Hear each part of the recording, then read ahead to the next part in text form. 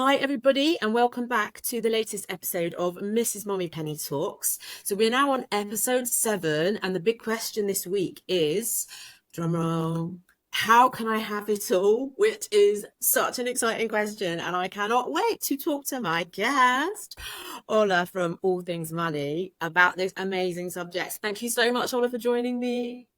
You're very welcome. I'm very excited to be chatting to you, Lynn, as if we don't speak nearly every other day already now.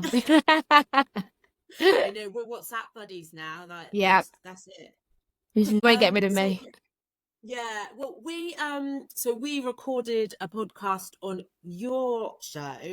hmm I think we recorded it last week or the week before last. Time Yeah, goes so quickly, and we had a really, really shout out to that episode, the best discussion about debts. hmm So I will put a link to it in the show notes of this episode, but it's really worth watching because it was just showered with so many great yeah, tips, wasn't it? yeah, it really was. It was really good, and Ola's got a really good like recording setup in a studio and stuff, so it's like looks and sounds incredible. It's so professional. I'm a little bit less professional, but I do have good software, so that's cool, Yes. and a fancy expensive mic. hmm So, Ola, please tell us who you are and what you do, and a little bit of background. Yes, so as Lynn kindly mentioned, my name is Ola and I'm the founder of All Things Money, which is a personal finance platform that teaches young adults how to manage their finances effectively. Did it during lockdown as I thought would be a 1 or 2 week hobby.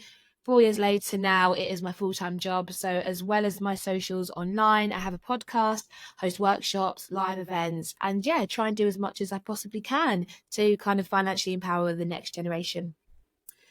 And you are 25. 26, soon to be 27, but let's not talk about it.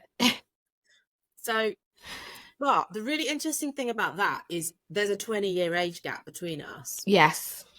So, I think that is going to add a lot to this discussion we have about how can I have it all? Because Yeah. you are a whole generation different to me. hmm So you've got a completely different perspective on life than I have. And I think I will talk about things with experience and Yes.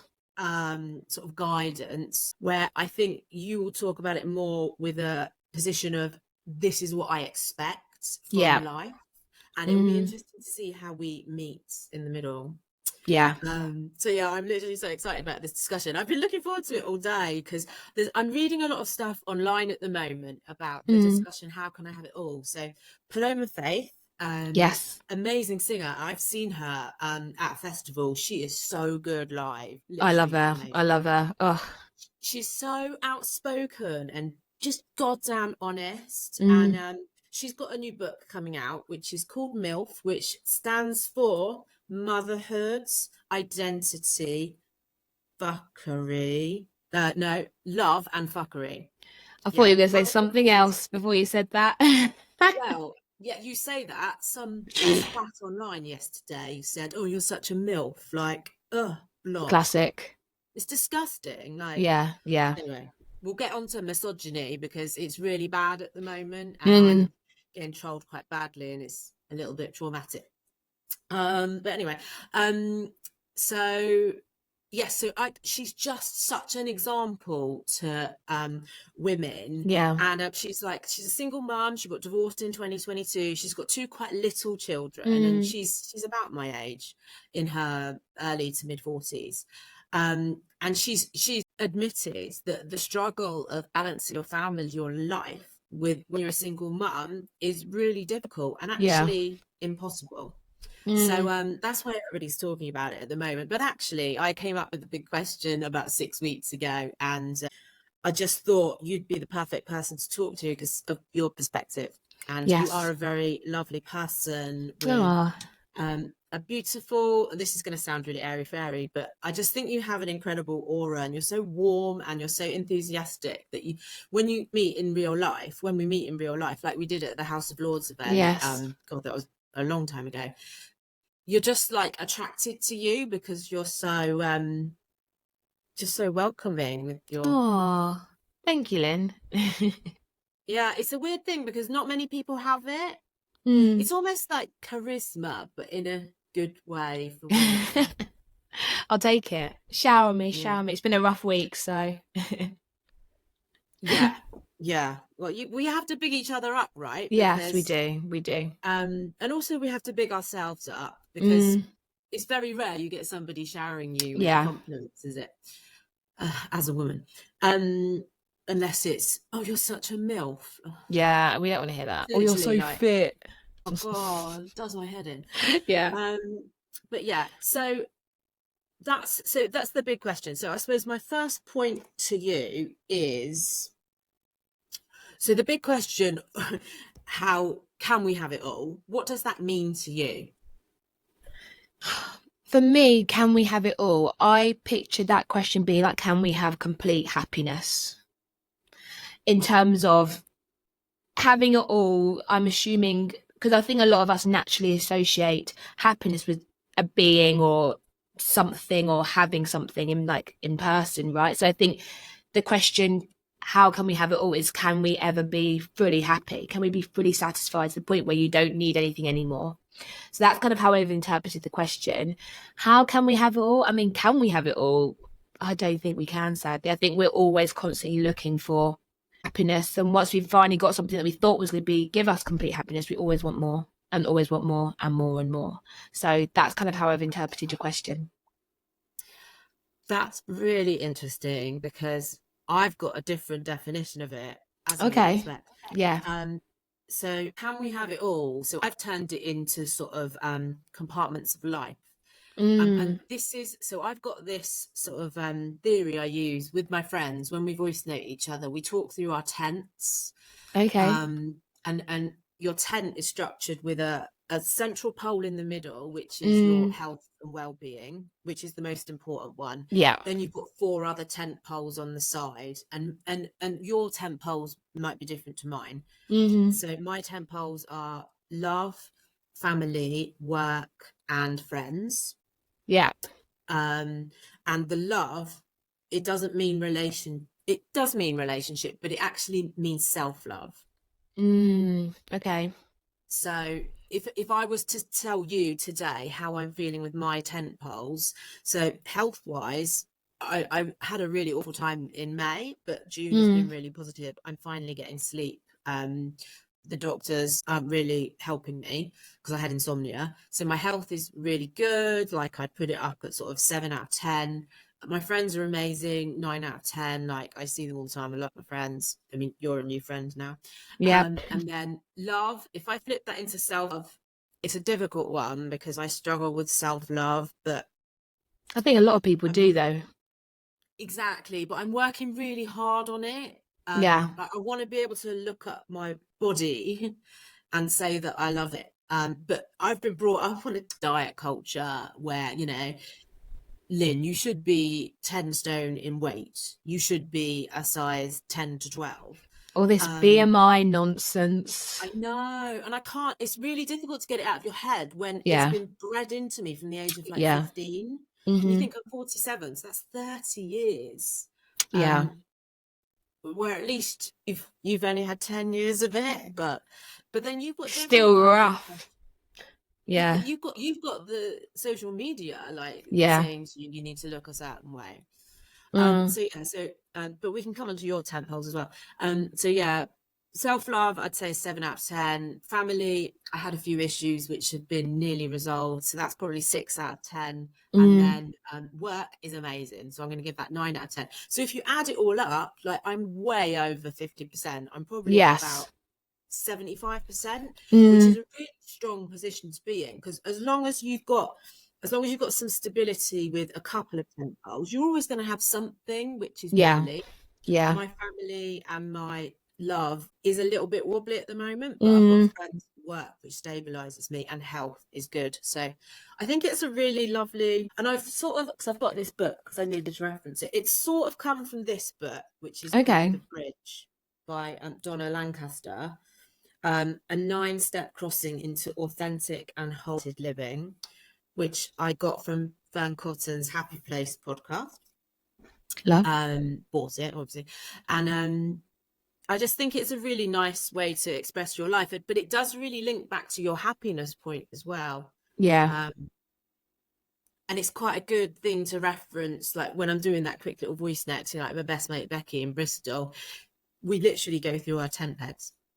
Yeah. And it's so weird because you assume that my tent pegs might be slightly different, and I would say they're the same. I don't think there's anything else I Wow. would change in terms of tent pegs, as in like love, family, friends. Like my family, my friends are like 100%. Can't even fault that. Self-love, love, generally relationships. I'm in my 20s. Obviously, I would love to find a future partner. So I think that is probably like low on the scale of, you know, how well we're getting on there.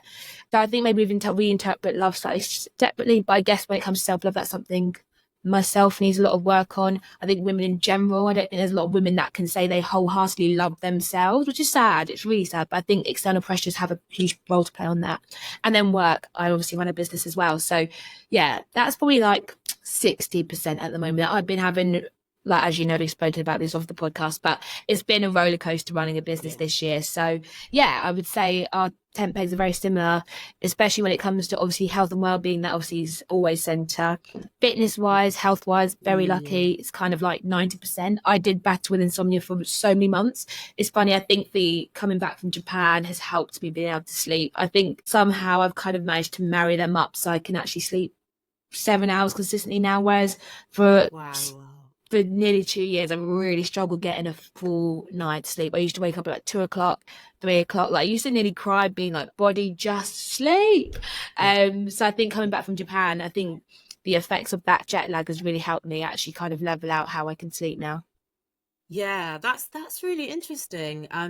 Also, like, I think because we've talked about holidays, it sounds to me like your Japanese holiday. So you went as a solo traveler, like an Yes. organized group. Yes. There was like 20 of you, wasn't there? Yeah. It sounds like it was pretty life-changing because Yeah. it was such a brave thing to do. And Japan is literally like the future. So it's almost like that maybe reset your life.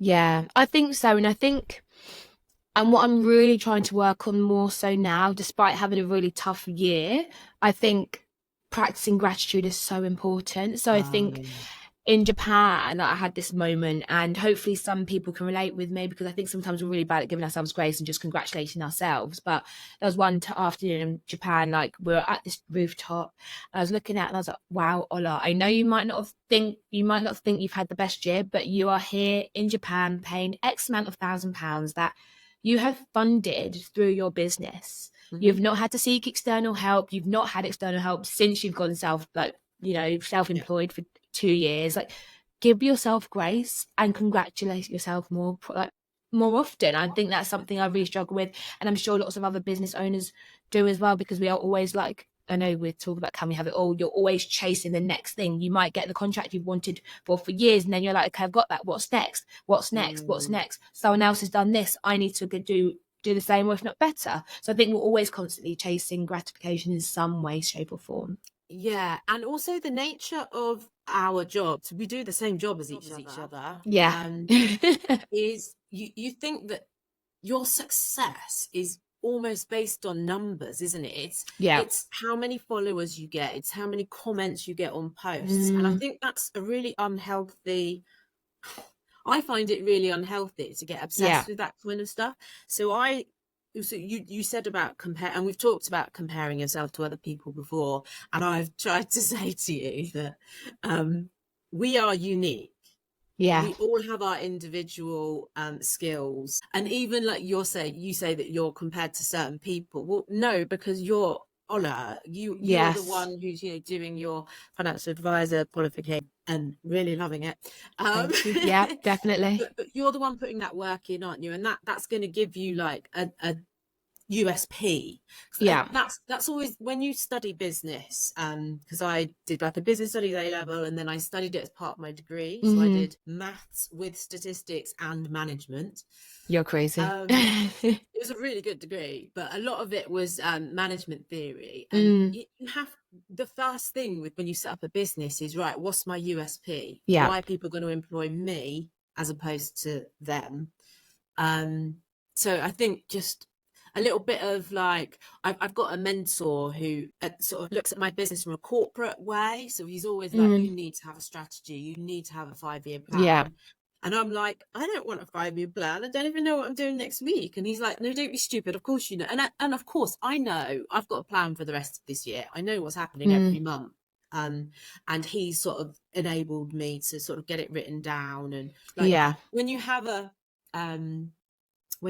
really tight strategy, it means that you can say, you end up saying no to a lot of people, because when opportunities come your way, like for example, I'm not going to name them, but a mobile phone company wanted me to do some Instagram work for them. And it's not the mobile phone company. So I used to work at EE, and I think that they're Yes. an amazing company, and my mobile phone is EE, and this is a different one. It's not Vodafone. It's not O2, but so they wanted me to do the social media thing, and I wrote a script, and they ended up editing the script loads of time. Then I filmed it, and they've tried to edit the filming. Like we were on the third edit. So I literally emailed them back, and I was like, no, I'm not doing this anymore. Yeah. And now they're sort of coming back to me and saying, well, okay, let's make this the last edit, just one more edit. I'm like, nah, I'm done with it now. And I've just said no. Yeah. I've lost the fee. Well, in fact, I've said to them, you need to pay me a kill fee, but they ain't going to pay me. A kill fee is something that you're Yeah. paid when a client doesn't want to progress with you. And let's say a fee is £1,000, the kill fee might be 500 quid to cover the time you've done it. For So it's always good sure. to get kill fees in place. But yeah, it's been, I actually took quite a lot of pleasure from saying no. And I think it's interesting, isn't it? I think being able to say no comes with a privilege as well, because a lot of people are struggling financially. I know a lot of business owners are really struggling financially. Again, it's about, can you have it all? It's being able to have the privilege of being able to say no and turn down certain opportunities. Like I've had to say no to this brand deal recently because the brand just didn't align. And when you are in the position that you are as a influencer, you have your own following, you have a moral duty to your followers, right? Regardless of what brand comes your way, regardless of how much they want to pay you. And I had to say no to probably the biggest fee I've been paid for a long while, I'll admit, right? And part of me wanted to say yes, but I was like, I can't do this to my followers. I know what it will look like externally if I said yes, etc., etc. So that was really painful. And yeah, being able to say no comes with a privilege. I think I'm starting to learn that a lot more now, because there's been times where I've had to say yes to fees that I maybe don't want to say yes to, because I do have bills to pay. I've got to eat. I want to travel. So yeah, I think as well, being able to say no is a privilege a lot of people wish they could have. You are totally right. And in the past, I have said yes to things that I shouldn't have said yes to, because I was paying off debt, your story that we went through in your podcast. So I did some work with McDonald's, like in the early days of Mrs. Mummypenny. No offense to McDonald's, but it's so unaligned with my strapline is healthy, wealth, body and mind. What was I thinking? Yeah. But then you can't look back and be annoyed at that, because you were in that decision where you had to pay off debt. So you didn't have the provision of being able to say no. And exactly, I didn't. Yeah, no, that's it. Very good. I yeah, didn't have the yeah. privilege then. I was No, desperate. no, yeah. And a lot of us are in this position where we are desperate now. People are genuinely struggling to make ends meet. So if you are listening right now and you feel deflated because you aren't in a position where you are able to say no to things, a lot of us are in that same boat. I am very much in that boat. So yeah, I feel it.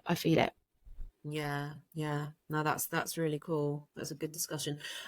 So let's go back to I don't think I ever got to my point about what I think having it all is.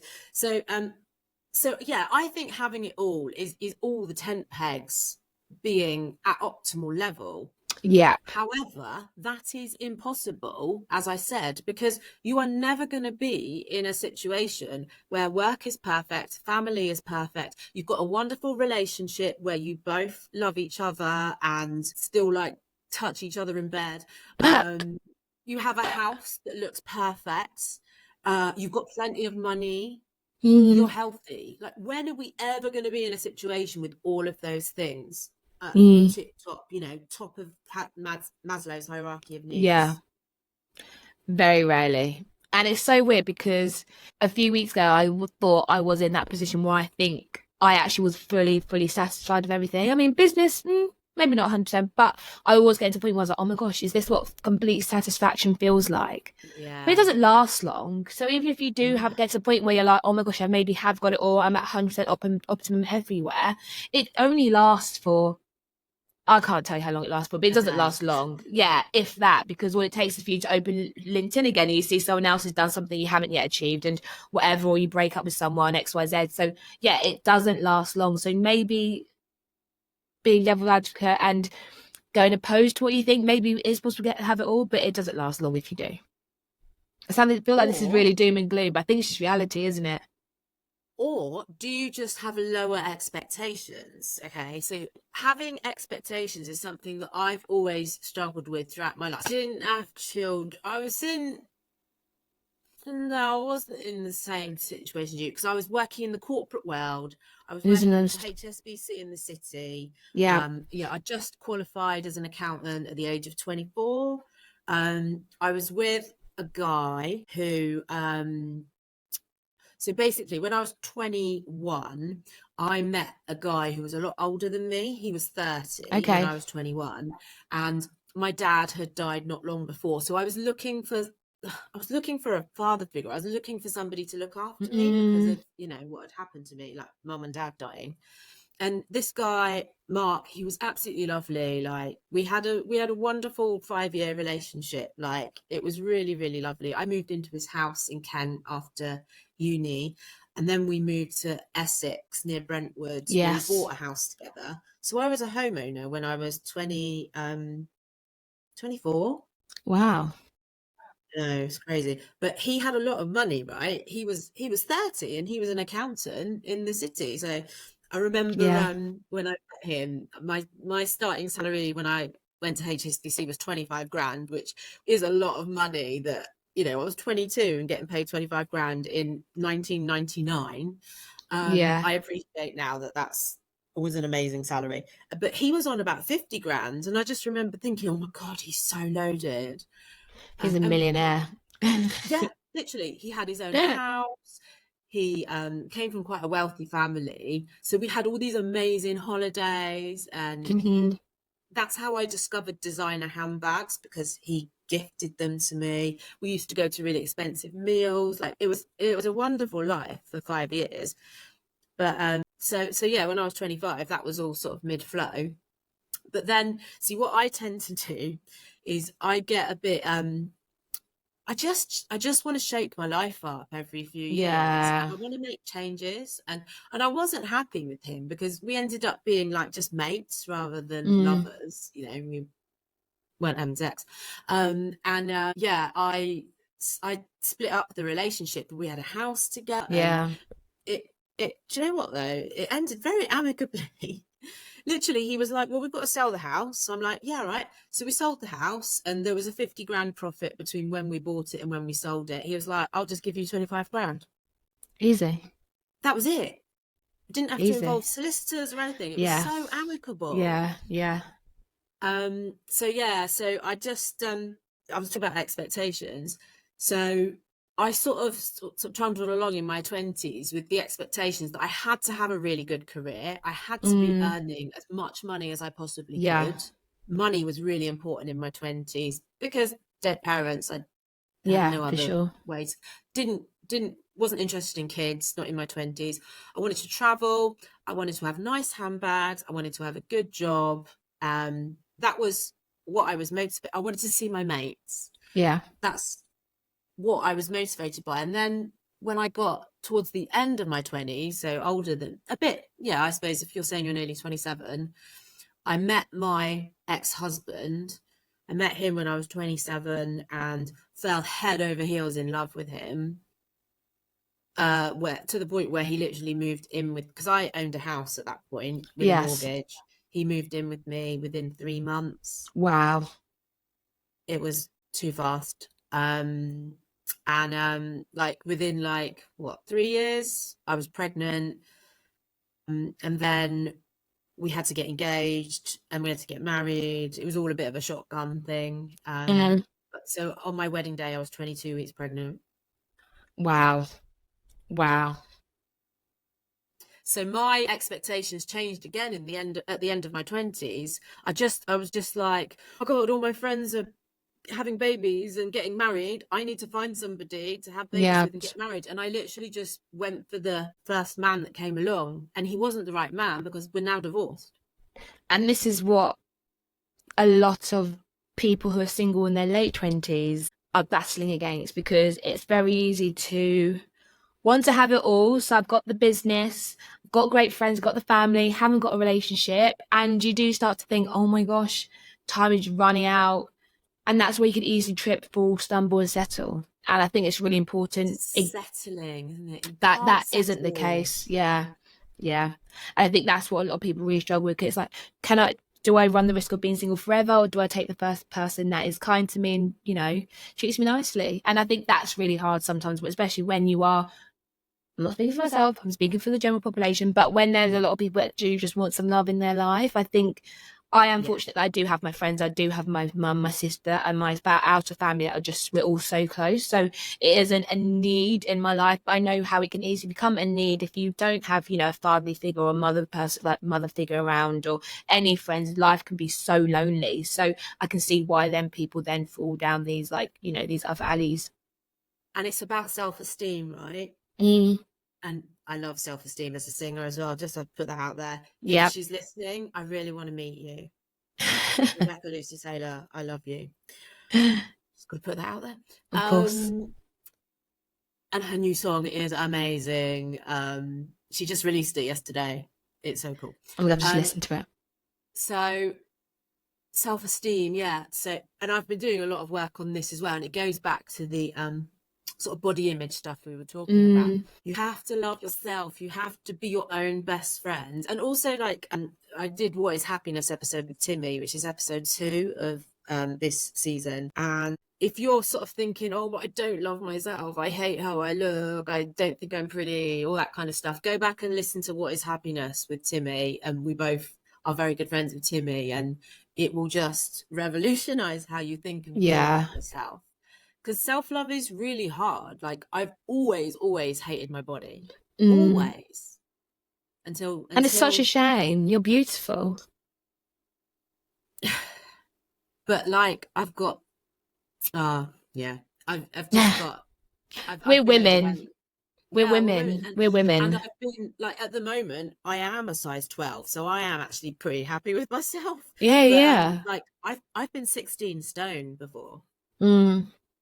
And I was so unhappy, and I was that way. So yeah, it's the self, and it's almost the most important thing about you as a person. You have to love yourself and treat yourself as you would your best friends, and then everything else will flow, because love will flow naturally. You won't have to this is somebody who's only just quit the dating apps, like, in March. But, like, it's amazing how quickly stuff flows. Like, you know, you'll just get somebody, like, pop up in your inbox. Like, they make an effort to actually contact you, or you meet somebody naturally, like at a work event. We meet so many people. Yeah. Still waiting for that person to come along, but one day. They will. And the thing is also, I feel like I'm dishing out, like, loads of advice here, but so my best friend Becky, she had her first child when she was 40. So she got married to somebody. She won't mind me saying this. She got married to somebody, and they got divorced. Then she found another man, because she never wanted children. And then the new man that she's now married to, he was like, but I really want children. She was like, oh, maybe I do want children with you because I really love you. And this is the thing. Yeah. And this is it. It's kind of like, depending on your life stage as well, you maybe can have it all, but I think it depends what all looks like to you will change. So, like, for me, it's being satisfied in my business with where it is. I'm happy with it's basically all the 10 poles. What my 10 poles are right now is having it all once they're all at optimum, which I don't think will happen, but you know, we can hope. And I guess maybe later on in life when I am hopefully married and I then want children, then again, my having it all looks very different to what it is now because I can't think of anything worse than having children right now. So yeah, I think that always Yeah. changes too. Yeah. And with children comes obviously your life changes overnight, Oh, you know, massively. as soon as that I'm sure you've got friends who have had babies. And you think so my kids are 16, 14 and 11, my boys, and there's the stress and the issues, you know, mental health issues, Mhm. educational issues. That There's a stuff lot. happens to everyone, and Yeah. it's really stressful because I am I am literally here to provide for my three boys. Obviously I'm here to look after myself, but I want to Yes. give them the best life, Mm, the best ever. chance in life. And when something happens with one of them, it's really, really hard, and it really shakes your tent because Yeah. it's like it's almost like the tent poles have got a priority order. Like health is first, family is second, Always. um, friends are probably work after family, then friends, then love. Love is always the least of my priorities because do you Mm, know what? I don't need a man. Like, what do you need a yeah. man for? True. Companionship. Yeah, but your mates do that.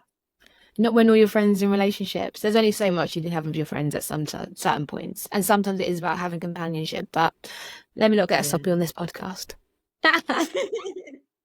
But yeah, I know it's something that's really important to you. And it is important to me as well, but I think it will happen naturally for both of us. So in that Mm, respect, we're both in the same situation as each other. We both yeah. want somebody to love us, but It's also just a somebody case who's of, kind, who's secure.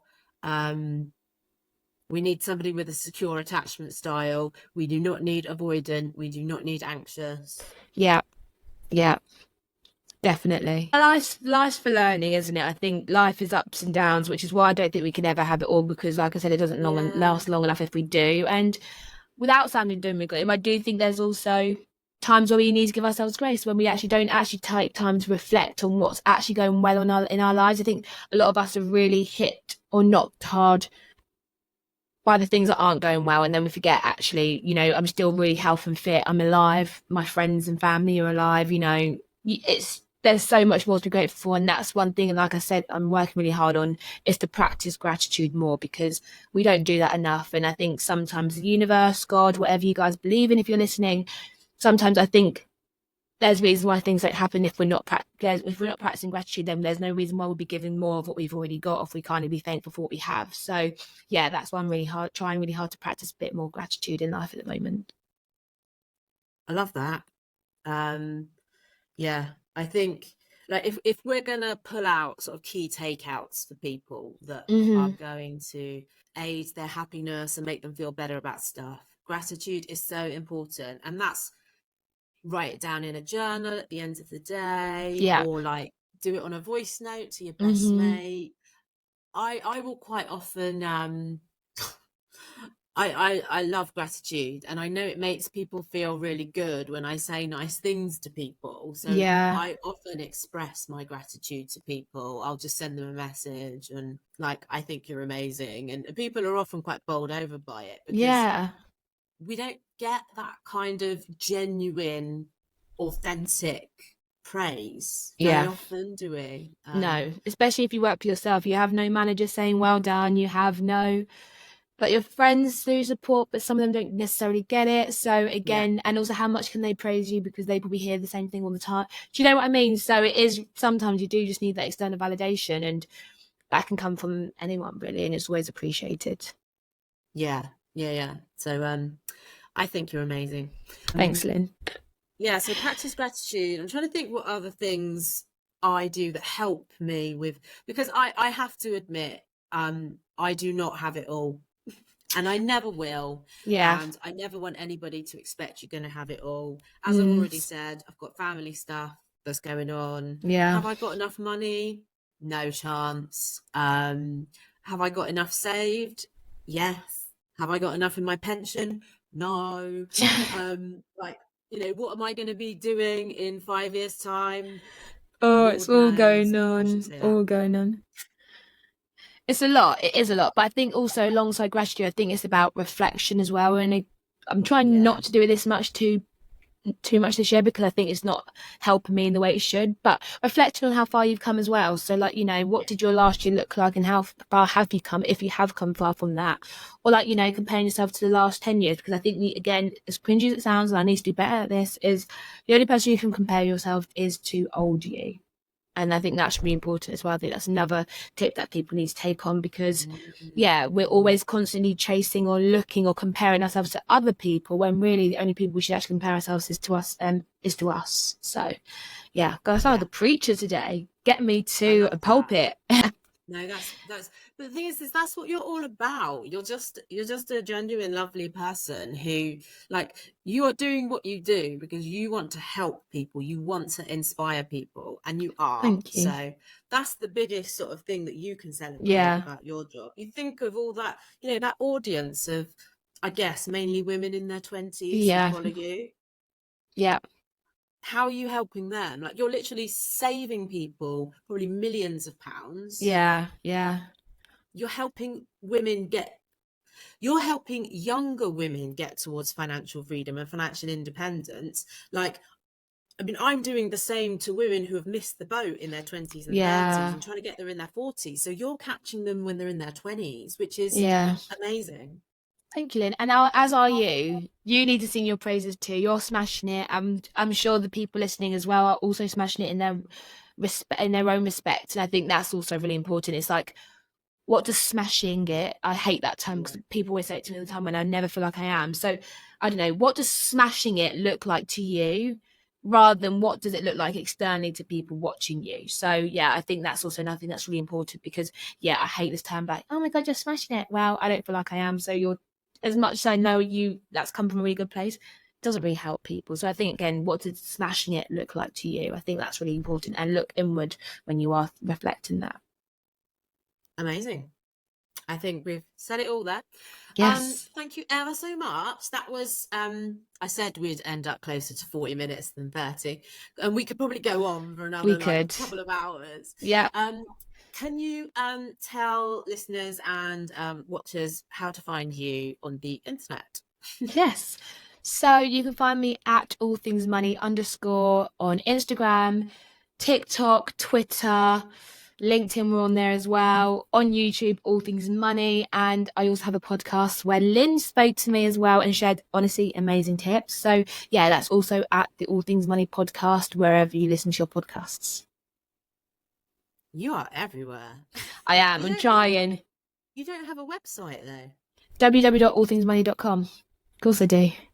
That's amazing. Right. Thank you so much, Ola. It's wonderful to speak to you. And everybody subscribe to my podcast and to All Things Money. Yes. And then you'll get little reminders when we release episodes every week. So thank you ever so much for watching.